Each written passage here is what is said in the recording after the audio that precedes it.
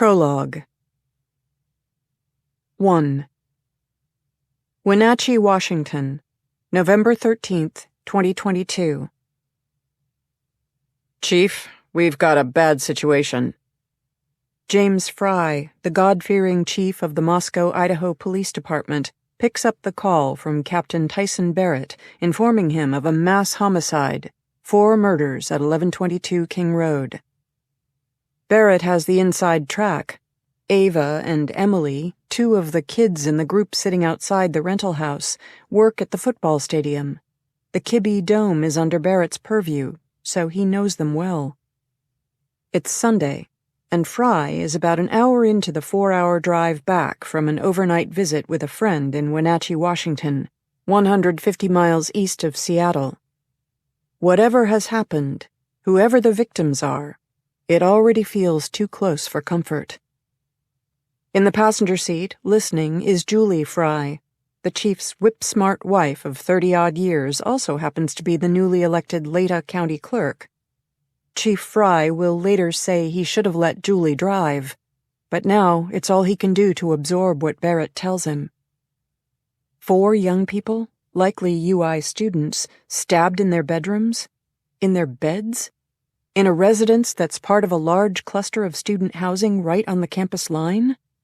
And no one heard a thing? Fry's put in 30 years on the force.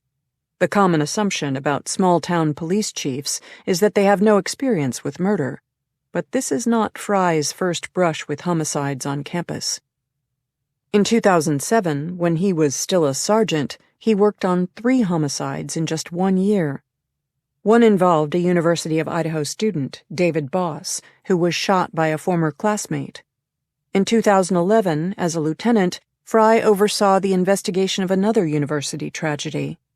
That summer, psychology professor Ernesto Bustamante, who had a history of mental illness, fatally shot Katie Benoit, a 22-year-old graduate student he'd previously dated, outside her home, then, later, turned the gun on himself. Even so, Fry already knows that this one is different. He knows this is going to test the department in an unprecedented way. He also knows that this is too big for Moscow to handle without help. In a rural area like this, there's a general view that it's all hands on deck. He's going to need support from the state, probably the FBI. But first things first. It's not his job to run point at the scene of the crime. When he was a detective, which was not so long ago, he headed up investigations. But now he's chief, and chiefs who get in the way of their teams can really screw things up. His role today is to stay in close touch with his officers, provide whatever support is needed. Part of leading, Fry believes, is trusting and delegating. But Fry knows that when adrenaline is running high, anyone can forget things. So he rattles off a punch list to Tyson Barrett, realizing from experience that his captain is out in front of him. "Have you reached Bill?" he asks, referring to veteran county prosecutor Bill Thompson, who has never lost a case. In their parallel careers, the chief and the prosecutor have worked every crime scene together.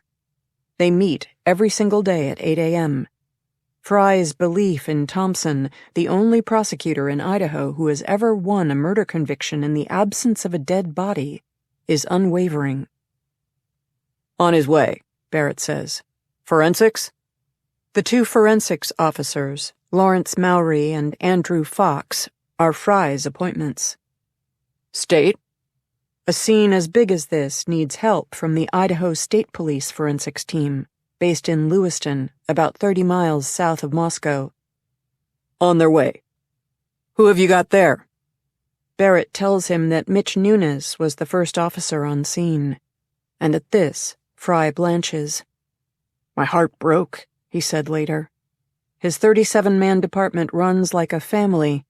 22-year-old Nunes is like a son to Fry, a baby. He knows that his youngest officer will never be able to erase from his mind the horrific crime scene that he's just witnessed, that he will be forever altered. And Fry will need to find Nunes and his wife the resources to cope with the trauma.